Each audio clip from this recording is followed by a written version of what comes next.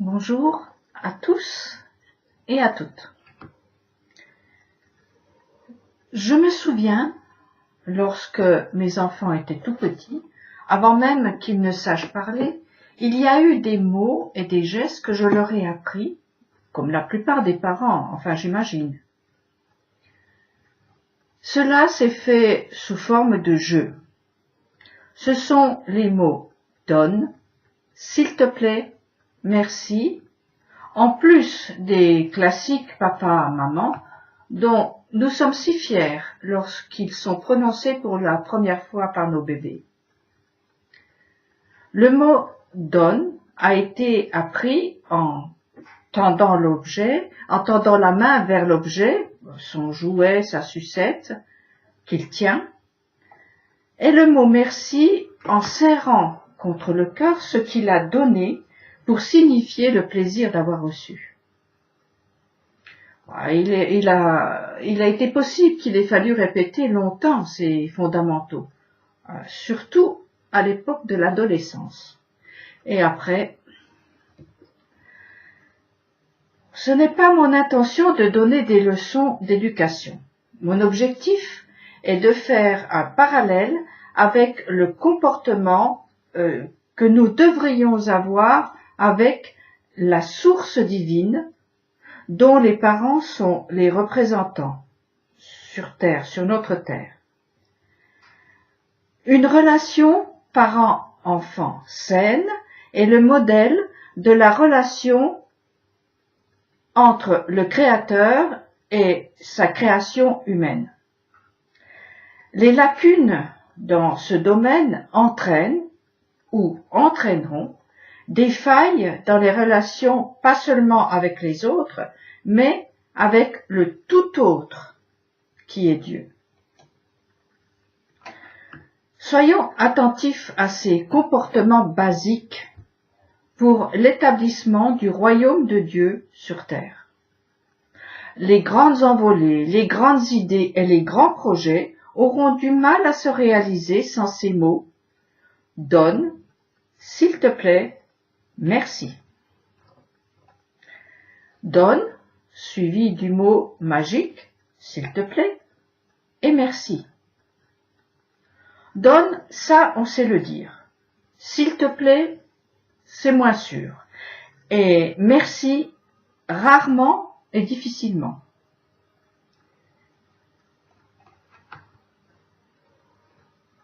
Par les enfants mal élevés ou pas élevés du tout, et le plus souvent égoïste, le mot merci passe à la trappe. C'est le principe des droits revendiqués par beaucoup. Ce sont mes droits. Bien sûr que nous sommes en droit d'attendre beaucoup de nos parents, et eux aussi sont en attente d'un retour minimum. Ceci en tant qu'enfants, mais au-delà. Enfants, adultes, vieillards, nous dépendons tous d'un canal de vie qui coule gratuitement sans que nous ayons besoin de dire « donne ». Il nous reste à dire « merci ». Lorsque cette vie gratuite est mise à mal, nous savons dire « donne, donne ». Mais lorsque tout allait bien, lorsque tout semblait aller de soi, disions-nous merci? Et donne, donne, est-il accompagné du mot magique, s'il te plaît? Souvenons-nous, comment nous avons appris à dire s'il te plaît? Sans ce mot magique, en principe, la main qui donnait ne s'ouvrait pas. Comme un sésame, s'il te plaît, ouvrait la main donatrice de notre papa ou de notre maman. Figurez-vous qu'arrive un moment, lorsque nous sommes assez grands pour dire tous les mots, nos parents célestes, qui s'appellent sagesse et intelligence, traduction de Horma et Bina en hébreu, ne répondent plus. Parce que, justement, ce ne serait pas sage ni intelligent. Vous êtes d'accord avec moi, ce n'est pas sage ni intelligent, ni même une preuve d'amour, de donner sans un minimum, je dirais, de politesse et de respect. Dans le langage populaire, on appelle cela pourrir un enfant. Alors, voulez-vous pourrir? Pas moi. Aussi, comme le recommande la Bible, je remercie l'Éternel, celui qui me donne la vie et tout ce qui va avec. Et j'en arrive au problème de la traduction des mots hébraïques avec lesquels la Torah est écrite. Comme je l'ai dit dans une précédente vidéo, je n'ai pas fait de grandes écoles théologiques. J'ai juste dans mon bagage les réussites et les échecs qui me servent de matière à réflexion. Je ne sais pas parler hébreu, je le regrette d'ailleurs, les circonstances ne m'ayant pas permis de pratiquer cette langue. Par contre, j'ai appris les lettres hébraïques, comme on les apprend à la maternelle. J'ai appris leur symbolisme, leur valeur, leur rôle dans la création. Et leur richesse est telle que cela me nourrit d'un lait qui doit ressembler à celui qui coule de la terre promise. À mon niveau de maternelle donc, j'ai appris que la lettre Bet, qui est la première lettre de la Torah, a servi à la création. Son symbolisme est celui de la maison. Bet est aussi la première lettre du mot baraka, bénédiction, et également de Bereka, une source. Bereka est une force qui permet de monter pour aller à la source divine et dire « Donne, s'il te plaît, merci ». Cette démarche est le véritable sens de bénir l'Éternel, se tourner vers la source, ceci en enfant bien élevé. Comme nos parents biologiques, Dieu a des droits, comme celui de recevoir notre respect, et des devoirs. Mais ça, c'est lui qui l'a décidé ainsi.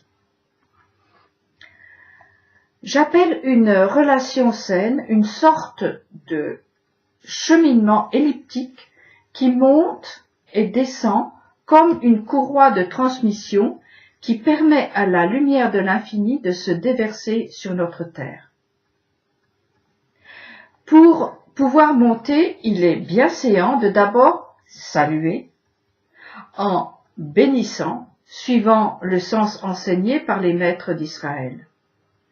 Puis, demander avec un signe de respect, c'est-à-dire « s'il te plaît », le mot magique.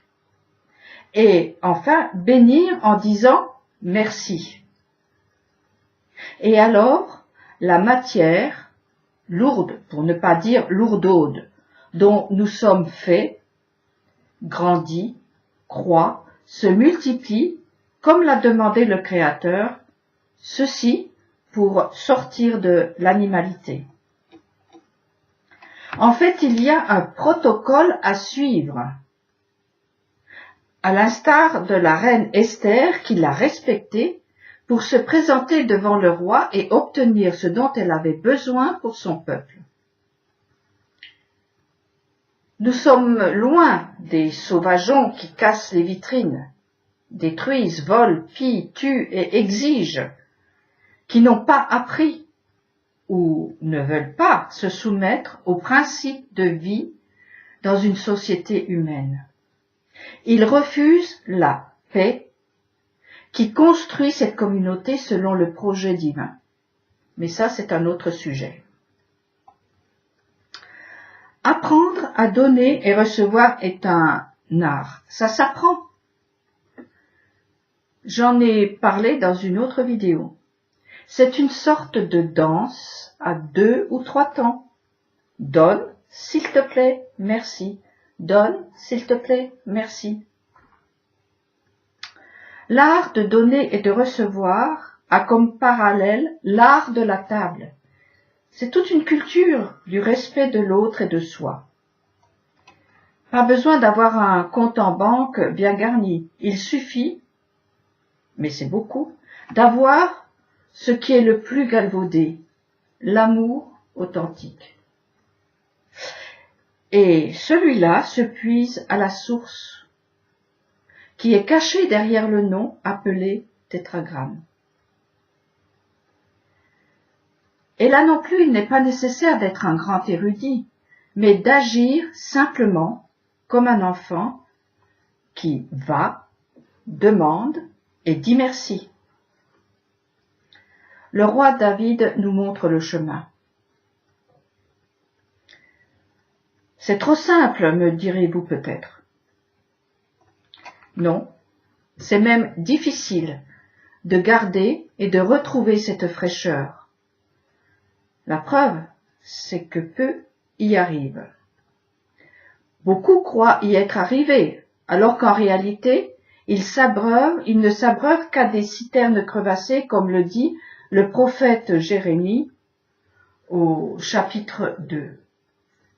Cieux, soyez stupéfaits de ceci, frissonnez, saisis d'une horreur profonde, dit l'Éternel, car il est double le méfait commis par mon peuple. Ils m'ont abandonné, moi, la source d'eau vive, pour se creuser des citernes crevassées qui ne peuvent retenir les eaux. Le prophète le dit au sujet du peuple que Dieu s'est choisi. À plus forte raison le dirait-il de ceux qui singent les Juifs dans leurs pratiques religieuses, espérant bénéficier à bon compte des bénédictions.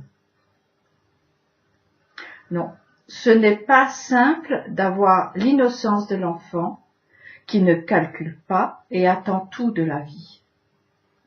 Être un réceptacle pour que le projet se concrétise est réservé à ceux qui ont la simplicité, l'humilité et la sincérité de l'enfant de dire « Donne, s'il te plaît, merci ». Par la bouche des enfants et des nourrissons, tu as fondé ta puissance, dit le grand roi David, celui dont il est dit que son trône subsistera de génération en génération. Bonne semaine à tous.